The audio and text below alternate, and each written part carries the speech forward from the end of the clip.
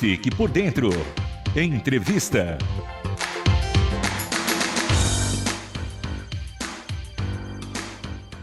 Hoje recebemos o Francisco Castro, ele é diretor e dá cursos de segurança do trabalho, vai conversar com a gente no programa de hoje sobre a questão dos primeiros socorros. Tudo bom, Francisco? Seja bem-vindo. Tudo bem, obrigado, bom dia, senhora Renata, e bom dia a todos os ouvintes. Bom dia também para o senhor, muito obrigada pela sua colaboração com a gente hoje. Queria que você contasse também um pouquinho para nós sobre o seu trabalho, conta um pouquinho para a gente dos cursos, como ele tem auxiliado as pessoas. Bom, a Rescue Cursos, a Segurança do Trabalho, é uma empresa que atua no mercado para cumprir as normas regulamentadoras do Ministério do Trabalho.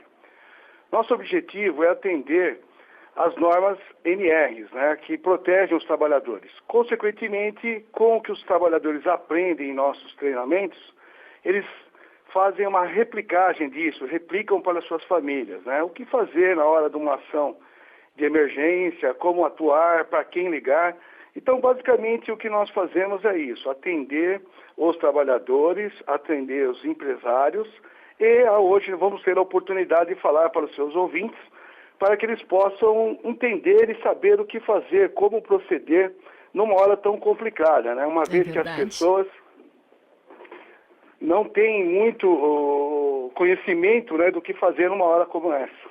É isso mesmo, Francisco, e que bom que você vai passar instruções aqui para os nossos ouvintes, porque é como você falou, uma situação delicada, a gente até imagina, mas parece que quando a coisa acontece, como a emoção fica ali muito à flor da pele, você às vezes não pensa tanto, né, não usa tanto a cabeça, às vezes você faz algo que você nem imaginou que faria numa situação. Por exemplo, acidentes dentro de casa. Eu queria que você comentasse quais são os mais comuns de se acontecerem.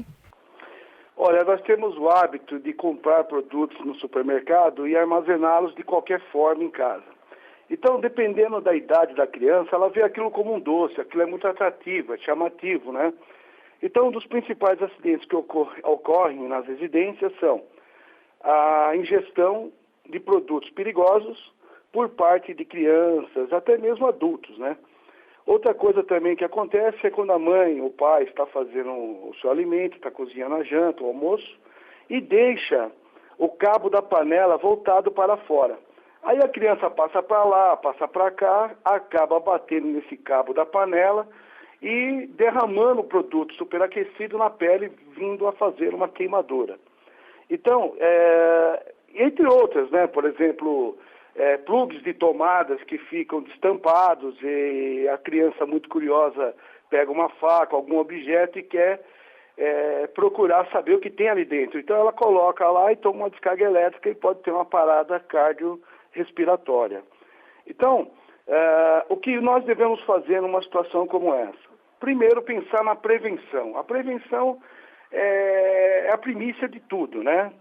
A prevenção de acidentes, prevenção de incêndios, prevenção de quedas, de danos, né, aos equipamentos em casa também, tudo isso tem que ser pensado pelos adultos que fazem a coordenação diária, né, das atividades dentro daquela residência. Então é muito importante que os pais assumam essa forma de observar o seu lar de uma questão mais focada nas condições da prevenção. Por exemplo, coloque o botijão de gás para fora de casa, uma vez que se vazar, ele vai ter dois perigos, um é a explosão, outro é a asfixia. Então, ele estando fora de casa, o ar vai para cá, vai para lá, leva e não se faz uma mistura explosiva. Outra coisa importante é conversar com seus filhos, né? Explicar o que pode, o que não pode, aonde que estão os telefones para que eles possam ligar para um parente, para 193, o Corpo de Bombeiros, para 192, o SAMU, uma vez porque ele pode se deparar com um adulto de idade, ou até mesmo jovem hoje, que está tendo problemas cardíacos.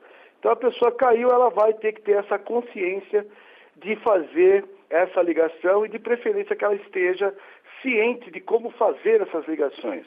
Perfeito, Francisco. E é como você falava, né? Muito importante a prevenção, essa conversa também com as crianças e adaptar a casa, né? Com a chegada, por exemplo, de um bebê, né? Tem uma ouvinte nossa, a Patrícia Corrêa de São Paulo, que falou que assim que teve filho em casa, e 2, ela falou, a gente fez toda uma mudança aqui em tudo. A gente começou a olhar para casa, né? Com outro olhar, tudo que podia apresentar um possível perigo, né? E adaptar para evitar. Mas agora, Francisco, como você falou, infelizmente o mesmo acontece de gente deixar, por exemplo, ali o cabo da panela com, às vezes, óleo ali fritando bem quente mesmo, e aí a criança passa e bate, ou então vai esticar um pouco a mão e cai. O que tem que fazer quando, infelizmente, o acidente já ocorreu, por exemplo, essas queimaduras na cozinha? Bom, nós vamos ter que avaliar a cena, né? Toda vez que a gente vai prestar os primeiros socorros, nós temos que avaliar a cena. A cena qual é? A criança está queimada e nós temos que avaliar o que nós vamos fazer. Qual o nível da queimadura? O que fazer? Passar a pasta de dente? Temos que quebrar esse mito. Nada de passar a pasta de dente. Vamos jogar ela debaixo da água gelada? Não, nós não vamos fazer isso. Vamos furar as bolhas? Também não podemos furar as bolhas. Então, o que nós podemos fazer? Nós vamos ligar, dependendo da gravidade da queimadura, nós vamos ligar para 192, o SAMU vai dar as orientações do que você deve fazer. O que eu posso adiantar para vocês é o seguinte, se possível, lave com água e sabão, cubra com pano limpo ou não cubra com pano, dependendo da situação, do nível da queimadura. Nós temos aí basicamente 3 níveis, a grau 1, grau 2 e a grau 3, né? A grau 1 é só aquela vermelhidão. Então, se é só aquela vermelhidão e a extensão da lesão é somente no braço, né? Quando ela pega no pescoço ou nas genitálias, isso é considerado uma queimadura grave, independente da graduação dela. Então, é importante lavar só com água e sabão e conduzir ao médico, se possível, ou aguardar o socorro de emergência pelo 193 ou 192. Ótimo. Outra pergunta também é no caso, por exemplo, os pais não estarem em casa, a criança tá sozinha. Dá pra... você falou pra gente, né, sobre deixar, por exemplo, todos os telefones aí extremamente visíveis, seja do atendimento mais rápido, ou também dos parentes, né, do avô, ou ligar pra própria mãe, pro pai que estão no trabalho, mas dá pra passar alguma orientação também? Olha, filho, se acontecer uma coisa, você tem que fazer isso nessa hora. Dá pra passar algumas dicas também de primeiros socorros para crianças? Sim, as crianças são fundamentais. Em países desenvolvidos, eles fazem esses treinamentos desde pequenos, né? Desde do primário, do ginásio, do colégio, até nas universidades. Todos os anos são feitos simulados de emergência. E há muitos casos em que as pessoas ligam para 911 e o atendente não despreza aquela ligação como se fosse um trote. O atendente tenta filtrar a ligação para entender o que aquela criança está dizendo. Daí a importância do pai dialogar com a criança, da importância de se respeitar o uso, né? Inclusive é crime fazer comunicação de falso acidente, é trote. Então as pessoas, por incrível que pareça, ainda continuam aplicando esses trotes, tanto no SAMU, como na Polícia Militar, no Bombeiro 193. Então, nós temos que educar os nossos filhos para que eles possam respeitar as autoridades e entender que aquele telefone ele só deve ser utilizado na hora de uma emergência. E deve estar tudo já pré-agendado, já deve estar tudo pré-programado. Você pode pegar o telefone e colocar no sistema de viva voz e ensinar essa criança a discar o 93, 92, até mesmo pelo próprio tom da voz, o telefone faz essa ligação. Fazendo isso, ela vai relatar o que ela está vendo ou o que ela está passando. Meu pai caiu e não acorda, eu tento chamá-lo, mas ele não acorda. O que o atendente vai fazer? Vai orientar como deve ser feito os procedimentos. Por quê? As pessoas ficam, como eu disse, em pânico, as pessoas não conseguem raciocinar corretamente e acabam sem saber o que fazer e não liberando as vias aéreas, que é uma coisa simples, né? Que deve ser feita com parcimônia, liberando o pescoço puxando a cabeça para trás, bem lentamente e uniformemente.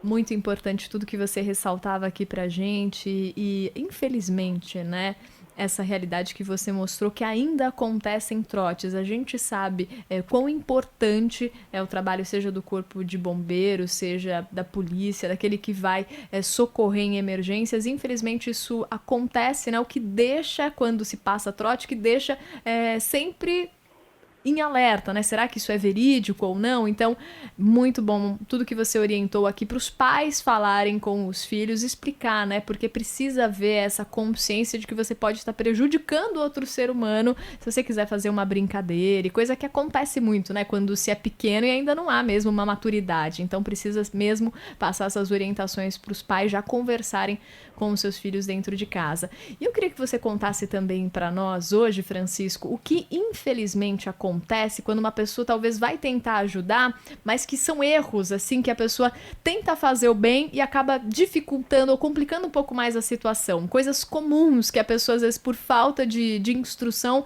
acaba cometendo. Bom, uma das principais causas, Renata, de agravamento da lesão é realmente a pessoa perder o controle momentâneo e movimentar essa pessoa bruscamente. Por quê? Isso é natural, a pessoa é leiga, ela não tem noção, ela nunca teve um contato com as aulas de primeiros socorros, aí ela pega e age impulsivamente e pode agravar mais a lesão. Uma das coisas importantes que nós temos que ressaltar é que nós ouvimos muito na mídia, não mexa no paciente, aguarde os paramédicos do bombeiro, né, do SAMU. Infelizmente, no nosso país, nós não temos a função do paramédico. Nós temos técnicos de atendimento a emergências médicas, enfermeiros e médicos. Então, o que acontece? Esse primeiro no local, ele tem que avaliar a cena.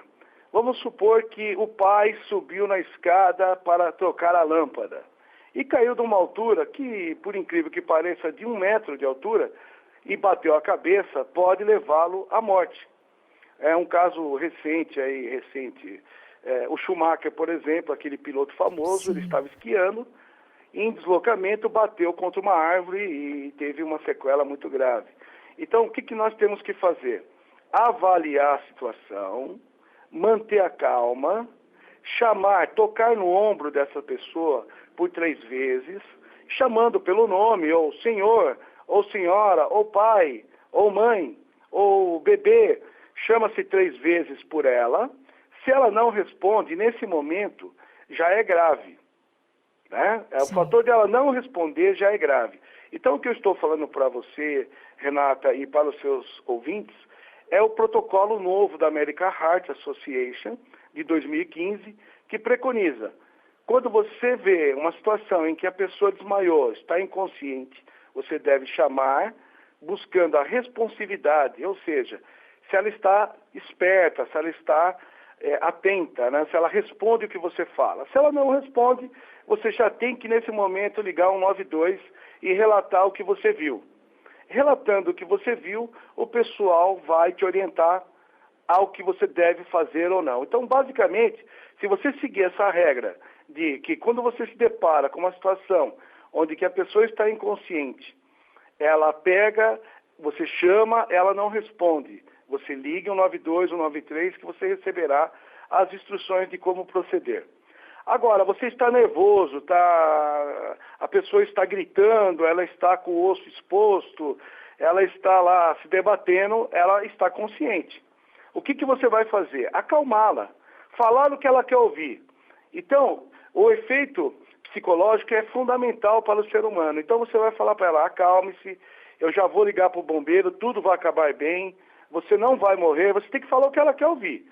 Se você falar, nossa, que grave que é a sua situação, você está acelerando o processo dela de de desnível mental, né? Sim. Porque ela vai se sentir desconfortável e dolorida e vai acabar agravando lá o estado clínico dela muito acentuadamente. É verdade, cria uma situação, né, de grande desespero, né, e é o que você falava pra gente, tem que acalmar, por mais que a pessoa vai ficar com todas as sensações emocionais afloradas, precisa tentar manter a calma e colocar em prática o que aprendeu, né, como as orientações que você tá passando pra nós. Outra pergunta que eu tenho pra te fazer, Francisco, é algo que infelizmente acontece muito, um corte às vezes profundo, seja nos supercílios, a criança tá brincando, correndo, bate a cabeça e começa a jorrar sangue, ou às vezes cai para trás da cadeira e corta ali a cabeça, também começa a perder muito sangue. Já vi casos também até de familiares que tava brincando no balanço, a criança foi lá,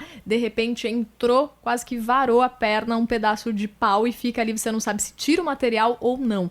Quando tá tendo muita perda de sangue e a pessoa já entrou em contato pedindo ajuda emergencial, há alguma coisa que se possa fazer no local? O que a pessoa precisa fazer para não perder tanto sangue ali? O que pode ser pior também? É uma ótima pergunta. Eu tenho alguns vídeos na internet, no YouTube, atendimento real APH. Ali vai mostrar que a pessoa tem que manter a calma, né? Ali mostra, são situações reais em que eu paro para ajudar as pessoas quando eu estou na rua, em movimento. Eu vejo um acidente, se a situação é muito grave, eu paro para ajudar. E isso, né, também vale para os pais, vale para as cuidadoras, vale para as pessoas que presenciarem um acidente. O que acontece? A região do couro cabeludo, da face, ela é muito irrigada de sangue.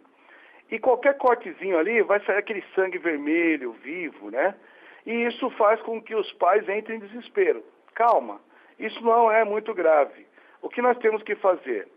Pegar um pano limpo, de preferência de algodão, tamponar o local e pressionar. E acalmar a criança, como eu falei, falar com ela, brincar com ela, fazer atos lúdicos, né? Onde que você distrai a atenção da criança. Então, o psicológico, ele é muito importante. Agora, tem situações em que o corte é muito profundo. E aí sim você tem o risco. Por quê? Nós temos 4 coisas que levam à morte a um curto espaço de tempo. A falta da consciência, a falta da respiração, a falta do batimento cardíaco ou grande hemorragia. A grande hemorragia, ela vai fazer com que o sangue vá saindo, nós vamos perdendo volemia sanguínea, isso vai fazer com que a gente fique fraco, tonto e evolua para o óbito. O que eu posso fazer? Vamos aplicar o torniquete? Não. Vamos pegar um pano, com as suas mãos protegidas, você vai pegar e pressionar, apertar muito forte para que esse sangue coagule e faça a hemostasia, o tampamento, né, daquele extravasamento do sangue.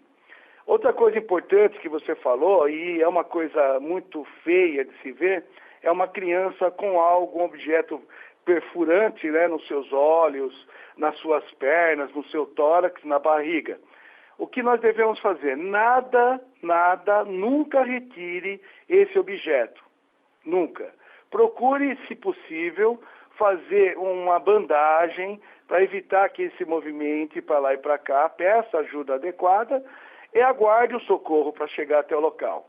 Você colocar a criança no carro e sair dirigindo, você pode se acidentar e causar um outro acidente mais grave.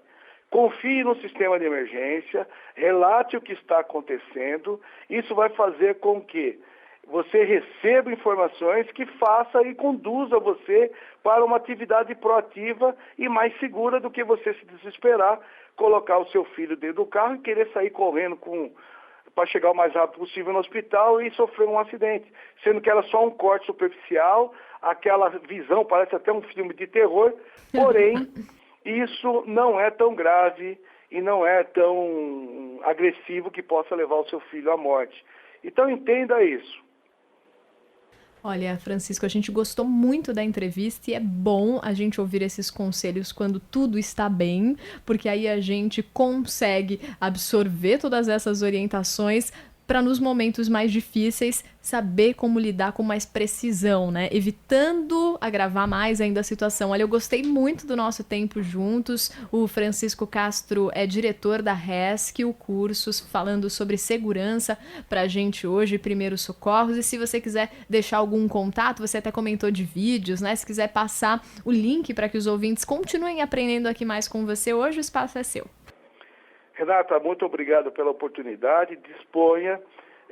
Espero ter esclarecido algumas coisas para os seus clientes. E se alguém quiser fazer treinamentos de segurança, principalmente para empresários, que entre em contato pelo www.rescuecursos.com, que é rescue, né? O rescue é a palavra americana de resgate. E um abraço a todos os seus ouvintes. E que pensem positivo, tenham atitudes positivas, ajudar o próximo não é prejudicial, você não vai ser processado por isso. Esses vídeos que eu posto na internet é para incentivar as pessoas a liberar as vias aéreas, pelo menos de forma lenta, uniforme e gradual. Se você chamar o socorro, ele vai demorar em média 10 a 25 minutos. Então é muito importante que você libere as vias aéreas para que as pessoas tenham uma segunda chance, ok? Ok, a gente gostou muito das orientações e agradecemos também em nome dos ouvintes o tempo aqui conversando com o Francisco Castro nessa manhã de quinta-feira.